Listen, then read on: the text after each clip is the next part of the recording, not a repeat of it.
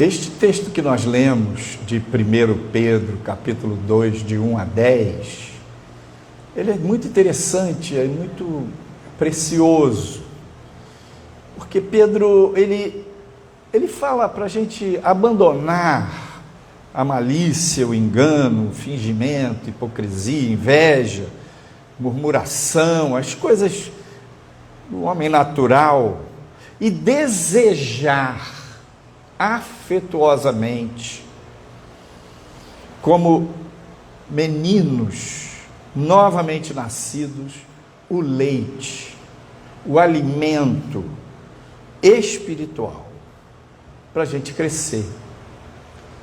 Então, ele chama a gente para essa busca do alimento espiritual. Porque nós provamos que Deus é bom, que o Senhor é benigno. E Ele, Jesus, é a rocha. Ele é a pedra viva, que foi reprovada pelos homens, foi rejeitado pelos seus, pelos judeus, como diz lá no Evangelho de João, capítulo 1, veio para o que era seu, mas os seus não o receberam. E este foi um mistério que Deus revelou para Isaías no capítulo 6, que o povo, o Messias viria, que o povo ouviria, mas não daria ouvidos, que o povo olharia, mas não enxergaria, que os ouvidos estariam endurecidos, o coração. Por que Deus permitiu esse mistério para com o povo de Israel? Porque a rejeição deles ao Messias fez com que não só o pecado deles fosse explícito, como o de toda a humanidade, e o Filho de Deus, Jesus, morreu por toda a humanidade.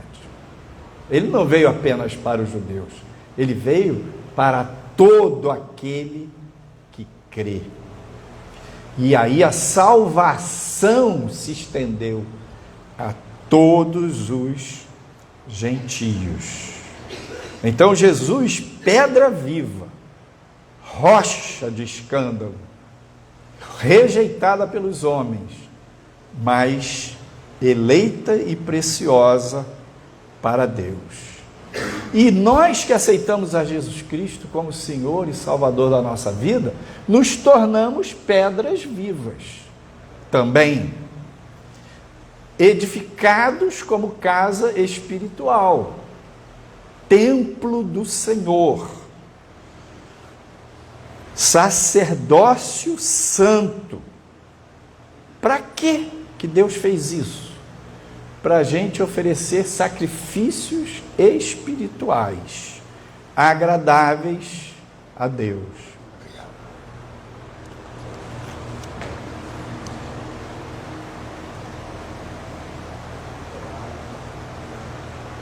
Oferecer sacrifício por Jesus Cristo. Então Deus já tinha todo esse mistério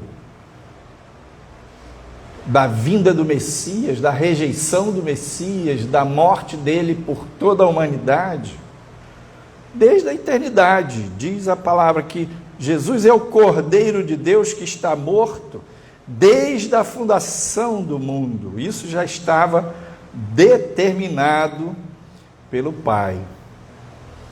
E aí ele cita um texto que diz: eis que ponho em Sião a pedra principal da esquina, eleita e preciosa, e quem nela crer não será confundido. Então, nós que cremos, para nós Jesus é a pedra fundamental, a pedra de esquina, eleita e preciosa. Mas para aqueles que não creem, é uma pedra de tropeço, sendo desobedientes e também foram destinados para isso. E ele termina esse texto aqui, no verso 9, dizendo: mas vós sois a geração eleita, o sacerdócio real, a nação santa, o povo adquirido, para que anuncieis as virtudes daquele que vos chamou das trevas para a sua maravilhosa luz. Vós que noutro tempo não erais povo, mas agora sois povo de Deus, que não tinhais alcançado misericórdia, mas agora alcançastes misericórdia. Então é algo maravilhoso pertencer a Jesus, Ele que é a pedra eleita, Ele que é a rocha, a pedra viva, ao mesmo tempo preciosa e pedra de escândalo. E Jesus, na verdade, o Messias, o Cristo, o Filho de Deus, Ele é esse que é o Salvador. Só por Ele chegamos a Deus. Ele é o caminho, a verdade e a vida. E Ele é rocha de escândalo. Ele disse: vocês pensam que eu vim na terra trazer paz? Não, eu vim trazer divisão. De hoje em diante, o pai será contra o filho, a filha contra a mãe, a nora contra a sogra contra a nora. Que divisão é essa? Uns vão aceitá-lo como pedra viva, eleita e preciosa, e outros vão se escandalizar, rocha de escândalo. Isso vai dividir, pense, isso vai dividir as nações, vai dividir o mundo. Dois tipos de pessoas: aqueles que aceitam, pedra eleita e preciosa, e aqueles que rejeitam Jesus. E de certa maneira, nós estamos num tempo de radicalidades, um tempo difícil, como diz lá em Apocalipse 22, 10 e 11, disse-me: não celes as palavras da profecia deste livro, porque próximo está o tempo.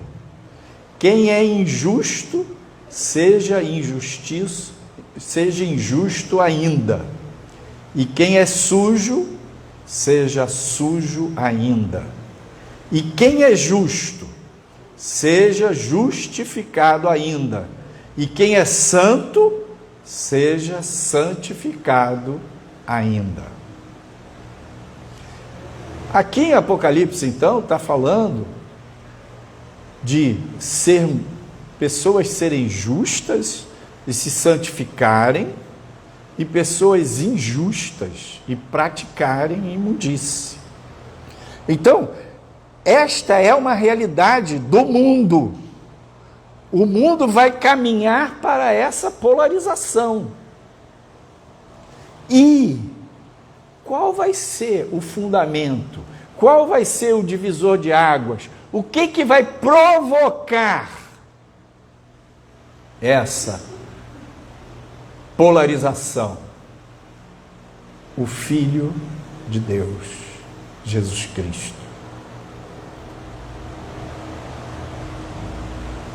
Entra um ponto aí que não tem como a gente fugir quando pensa nos últimos dias, que é um ponto também funciona para o mundo como uma rocha de escândalo, como um motivo de divisor de águas, é o povo de Israel.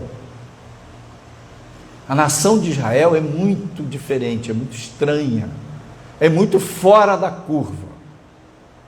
Povo que foi espalhado, que foi deportado mais de uma vez. A primeira vez que eles foram deportados, eles migraram lá em Gênesis para o Egito nos dias de José. Aí cresceram e tal. Vieram pela mão de Deus, pela liderança de Moisés, atravessaram o deserto, saíram do Egito e entraram em Canaã sob a liderança de Josué. E ali se instalaram. E, séculos depois, Nabucodonosor tomou Jerusalém, os espalhou, os levou para a Babilônia. Antes, Senaqueribe e outros reis assírios tinham destruído as 11 tribos do norte, que na Bíblia chama de Efraim. As 11 tribos de Israel foram espalhadas, e no tempo de Senaqueribe eles foram espalhados mesmo, no reino todo. No período da Babilônia, a maioria foi levada para a Babilônia. E na profecia de Jeremias, eles voltariam, como de fato aconteceu. 70 anos depois, eles voltaram para a terra de Judá e se organizaram ali. E ali ficaram até os dias de Jesus Cristo. Reedificaram o templo e se organizaram, etc. Nos dias de Jesus, a pedra eleita, preciosa de Deus, a rocha de escândalo, provocou uma divisão entre os judeus. Os apóstolos eram judeus, os discípulos eram judeus. O povo aceitou a Jesus como Salvador. E, ao mesmo tempo, a liderança judaica o rejeitou. Ficaram cegos, apegados ao poder, e induziram a população a rejeitar. Naquele momento dramático, Pilatos dizia: eis aqui o rei dos judeus. E o governador tinha que colocar a sentença daquele que estava sendo morto, crucificado, escrito. Por que aquele estava sendo crucificado? E na sentença de Jesus mandou escrever em grego, em latim, em romano e em hebraico, 3 idiomas. Este é o rei dos judeus. E os líderes judaicos falaram: não escreve assim não, escreve que ele disse que é. E Pilatos disse: o que eu escrevi, escrevi. Qualquer um que passasse ali e olhasse para aquela cruz, ali estava: este é o rei dos judeus. Jesus, rocha eterna, pedra de escândalo, pedra preciosa. A partir dali, quem aceitava se tornava pedra viva, eleita e preciosa. Quem o rejeitava ia para um outro polo. E em toda a história, dali para frente, ele provocou essa polarização. E nesses últimos dias, essa polarização ela vai acontecer na questão religiosa, na questão da fé, na questão de Jesus. E o povo de Israel que o rejeitou, no início a igreja era mais formada por judeus, a maioria era judeus. Depois, no ministério de Paulo, lá em Antioquia, ele foi enviado como apóstolo. E ele foi pregar para os gregos, e Deus o chamou para pregar aos gentios, e a igreja foi crescendo, crescendo, crescendo. De modo que no final do século I, na igreja tinha mais crente gentio, que não era de origem judaica, do que crente judeu. Mas, quando os discípulos saíram do templo um dia, disseram para o Senhor: Senhor, olha que edifícios, porque o edifício era muito portentoso, pedras enormes. Jesus falou para eles: vocês estão vendo isso aqui? não ficará pedra sobre pedra. Esse impasse sobre a vida dos judeus, essa rocha de escândalo, essa rejeição ao Messias, trouxe sobre eles maldição. No momento do julgamento de Jesus, Pilatos queria até ver se livrava, porque ele percebeu que Jesus não era merecedor da morte. E ele recebeu um bilhetinho da mulher dele dizendo: veja, esta noite eu sonhei e sofri muito por este justo. E ele tentou de várias maneiras, mas os líderes, o povo queria. E é interessante porque Pilatos, no dia da festa, poderia soltar alguém. E num dado momento, os soldados, escarnecendo de Jesus, botaram nele uma veste de púrpura, que era a veste própria dos reis, trançaram uma coroa de espinhos, botaram na cabeça dele, ele estava sangrando com aquela veste, ele já tinha apanhado. E Pilatos apresentou Jesus e apresentou Bar Jesus. Barrabás era Bar Jesus. Dois Jesus ali. E ele pergunta: que farei de Jesus chamado o Cristo? E o povo disse: crucificam. Crucificam. E ele pergunta: mas o que ele fez? E o povo gritava mais alto: crucificam. E Pilatos, naquele momento, mandou vir uma bacia com água e lavou as suas mãos naquela água, dizendo: eu lavo as minhas mãos do sangue desse justo. E os líderes disseram: caia, recaia sobre nós e sobre a nossa descendência o sangue dele. Eles trouxeram sobre si mesmos uma tremenda maldição.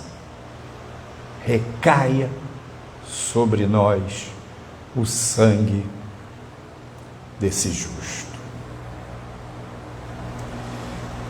Então, quando a gente fala do olhar profético dos últimos dias, desse tempo, quem é injusto, pratique mais injustiça ainda. Quem é sujo, mais imundície. E quem é justo, pratique mais justiça. Se santifique mais ainda. É impossível a gente não falar de Israel. Porque o povo de Israel foi perseguido ao longo da história, e perseguido, primeiro pelos romanos, depois a igreja se tornou oficial do Império Romano, e a própria igreja se tornou um agente de perseguição aos judeus. Tipo assim: vocês falaram, trouxeram essa maldição sobre vocês, então agora vocês vão apanhar, vocês vão ser excluídos, escorraçados, vocês vão ser abandonados, vão ser colocados em guetos, vocês vão ser proibidos a exercer profissões, vocês vão ser vendidos, porque na Europa, os judeus, eles pagavam mais imposto do que os outros. Então, às vezes, um rei estava querendo ganhar mais dinheiro para a guerra, para qualquer coisa, estava endividado, ele vendia os judeus da nação dele para outro rei. Vou vender 100 mil judeus aí, vai para lá. E jogava e escorraçava eles nos guetos.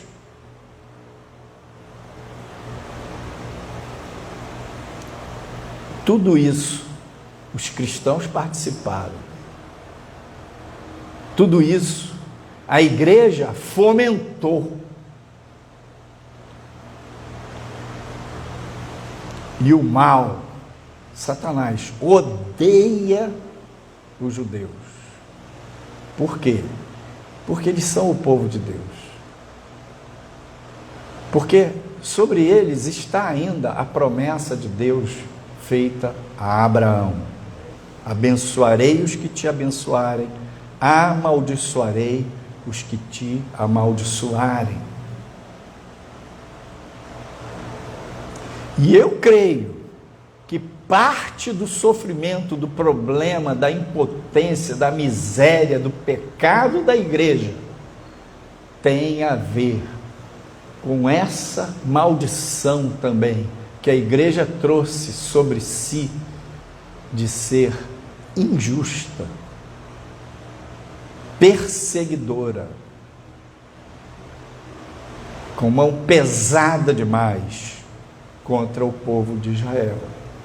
E tudo isso, com a chancela da igreja na Alemanha, culminou com Hitler na Alemanha nazista, no Holocausto. Então, os judeus, eles também acabaram no mundo funcionando como uma rocha de escândalo. Foram presos injustamente, perseguidos, mortos, inicialmente a tiros, depois colocados em câmaras de gás, mortos aos milhares, genocídio. 6 milhões de judeus foram mortos pela Alemanha nazista. E logo após a Segunda Guerra Mundial, o mundo chocado, os alemães perderam, os aliados venceram, o mundo chocado com aquele horror da guerra. As Nações Unidas discutiram o que nós vamos fazer com os judeus, porque no começo do século XX, a região lá da Palestina era dominada pelos ingleses. E os ingleses fizeram um decreto dizendo que os judeus poderiam voltar e que eles dariam aquela terra para eles. Mas depois, apesar desse decreto, eles não cumpriram isso em relação aos judeus. Aí veio a Primeira Guerra, a Segunda Guerra.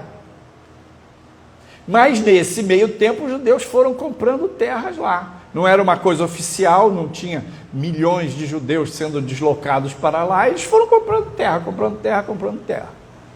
E quando acabou a Segunda Guerra Mundial, já tinha uma comunidade judaica ali, naquela região. E o mundo decidiu, não foi uma decisão unânime, na ONU, que os judeus deveriam ter uma terra, deveriam ter um lugar. E é muito interessante, porque o Brasil teve o privilégio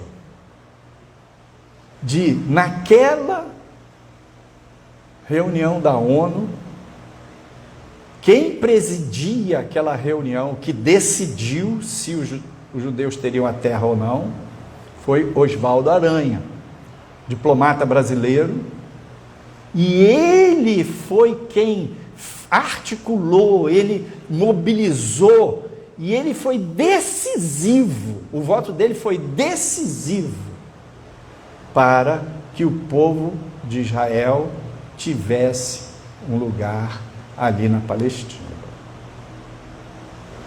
E se instalou o Estado de Israel. Pouquíssimo tempo depois, isso foi 48. Em 50 e poucos, os árabes se reuniram para destruir o Estado de Israel. Foi a primeira guerra. Entraram em guerra e perderam. Os árabes em volta eram 10 milhões. Perderam. Depois, mais tarde, veio as outras guerras. Veio a Guerra dos 6 Dias, nos anos 60.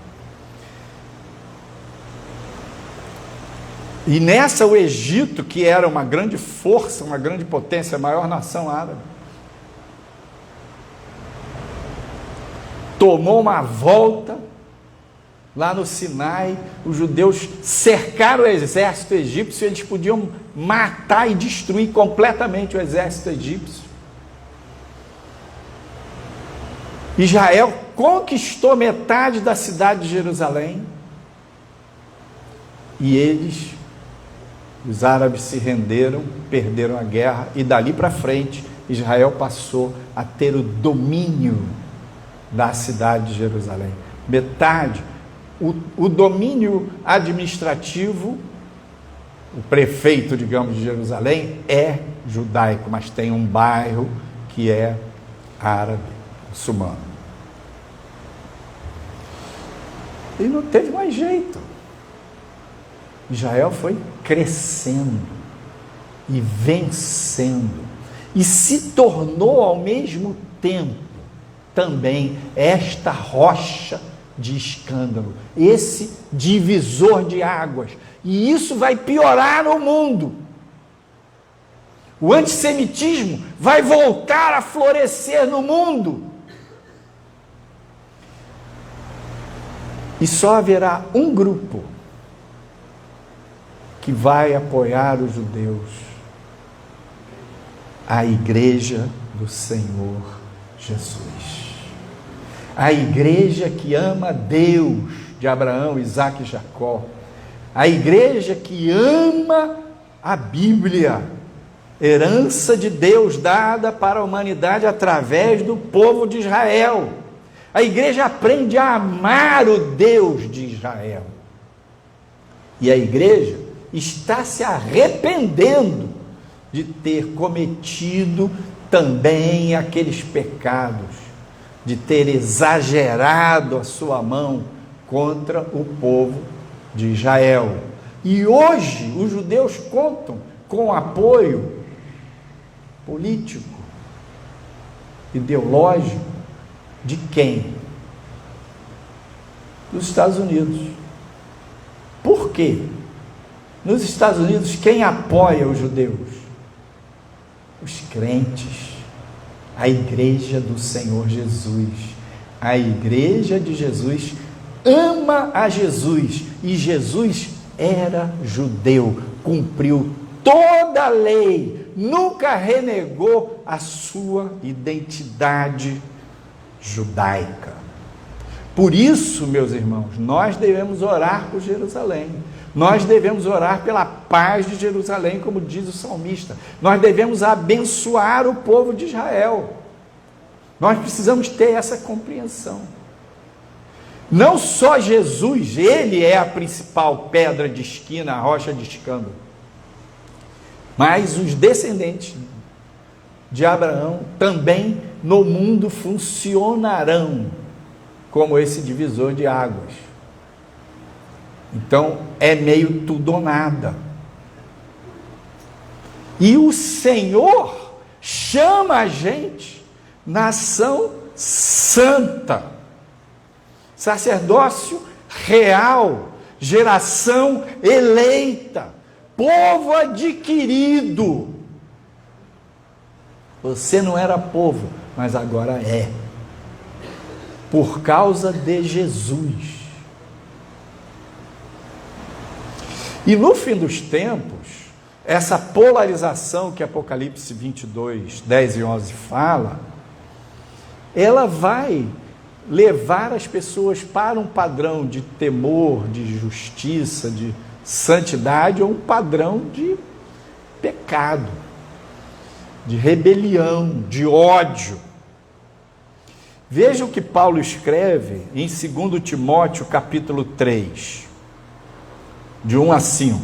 Sabe, porém, isto, que nos últimos dias sobrevirão tempos trabalhosos, porque haverá homens amantes de si mesmos, avarentos, presunçosos, soberbos, blasfemos, desobedientes a pais e mães, ingratos, profanos, sem afeto natural, irreconciliáveis, caluniadores, traidores, obstinados, orgulhosos, mais amigos dos deleites do que amigos de Deus, tendo aparência de piedade, mas negando a eficácia dela. Destes, afasta-te. Paulo alerta que nos últimos dias os homens terão um caráter deformado, amigos dos prazeres, indisciplinados, fofoqueiros, orgulhosos, soberbos, sem temor, sem respeito a pai e mãe.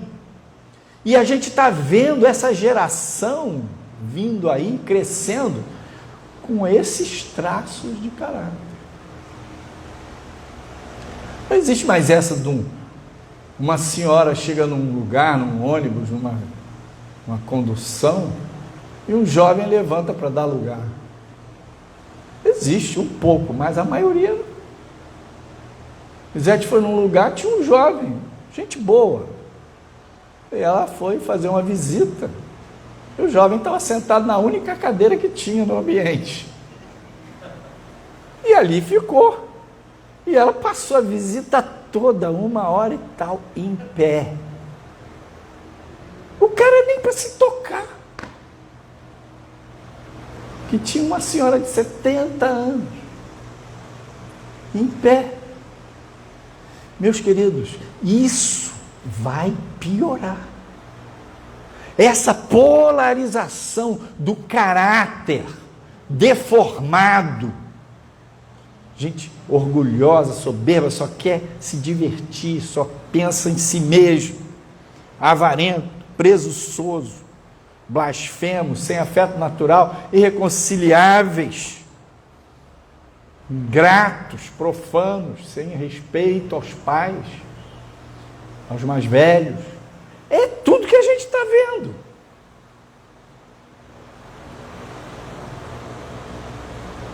E nos últimos dias, no mundo, na política, essa temática de Israel e Palestina, ela não vai ser resolvida. Ela vai piorar. Eu sugiro, indico para vocês assistirem no YouTube um documentário. É muito forte, é longo, mas é muito bem feito, muito sério, é feito por cristãos.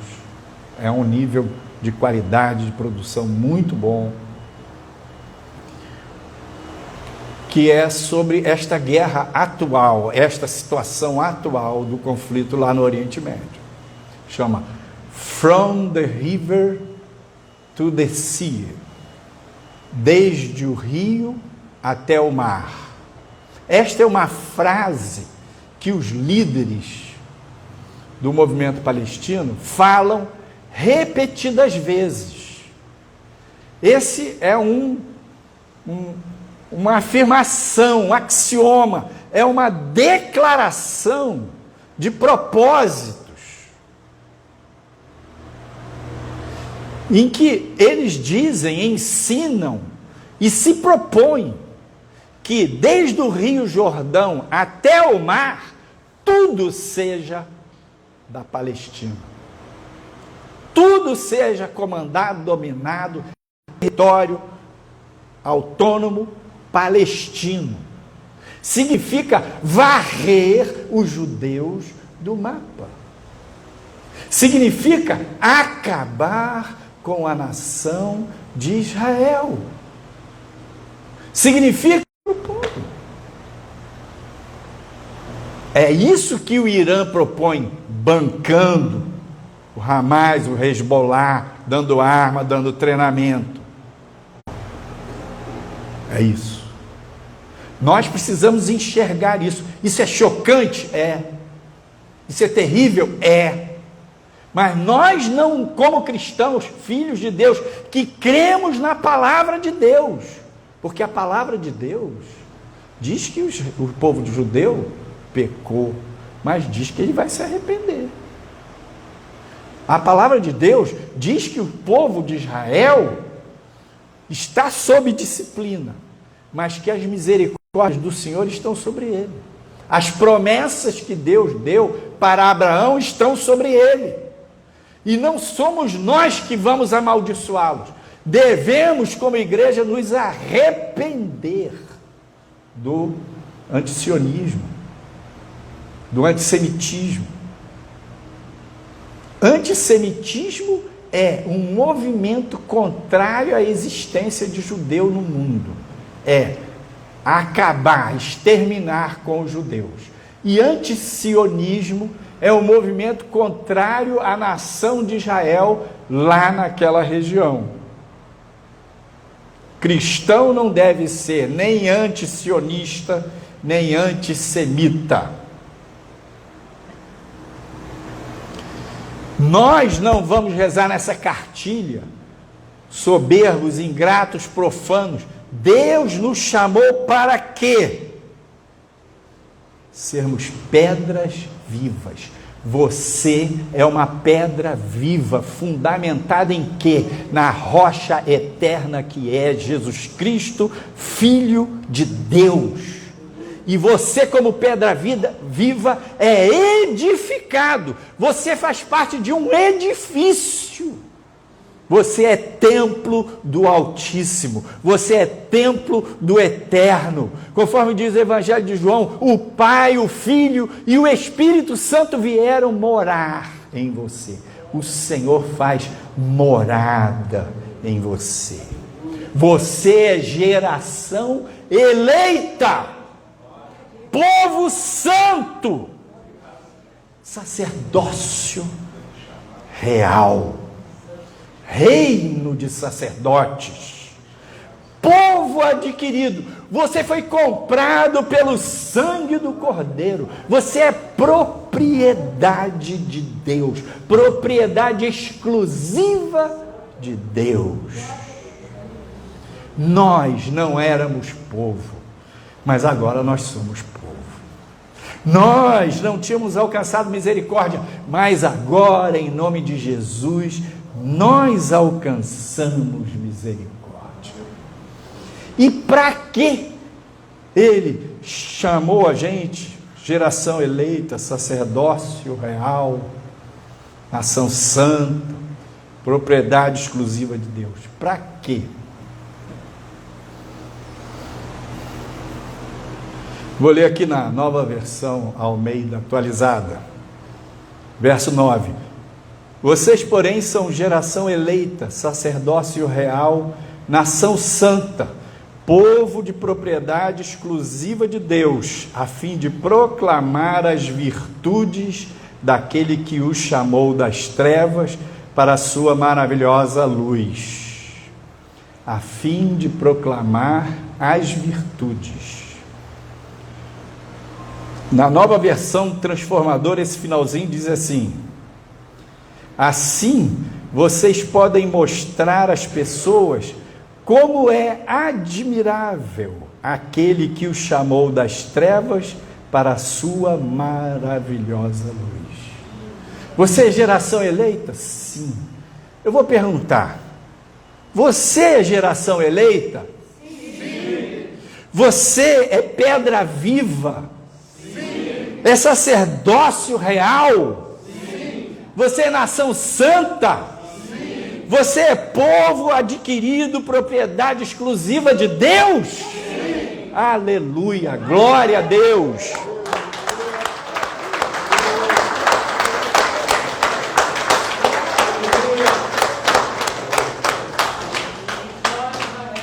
Mas para que Deus fez você ser povo adquirido, nação santa, geração eleita? Para você proclamar, para você contar quão admirável, falar das virtudes daquele que chamou você. Falar para quem? Para outras pessoas que também são povo adquirido, nação santa, geração eleita, mas que ainda não sabem, que ainda não enxergaram, que ainda não creem. Então o Senhor chamou você para ser sacerdócio real. Quando você ora pelo seu familiar, pelo seu colega de trabalho, Quando você ora por Niterói, Rio de Janeiro, Brasil, quando você ora pelo mundo, você é sacerdote do reino de Deus. Você está intercedendo lá na sua casa, escondido no seu quarto, joelho no chão. O Eterno está vendo, está ouvindo, porque você ora em nome de Jesus, e Jesus é o sumo sacerdote da ordem de Melquisedeque. Você faz parte desse sacerdócio, e a sua oração é ouvida. Para isso que Deus nos chamou, para sermos um povo santo, uma geração eleita que ora, que busca e que proclama as virtudes de Deus, que leva a mensagem do Evangelho. Para isso que Ele nos chamou. Então Ele quer edificar você, Ele quer fortalecer você, Ele quer renovar você como povo escolhido. Amém. Deus abençoe, fortaleça e renove. Deus abençoe a sua vida, a sua saúde, a sua casa, você como sacerdócio real, como nação eleita, como povo santo. Em nome de Jesus. Amém.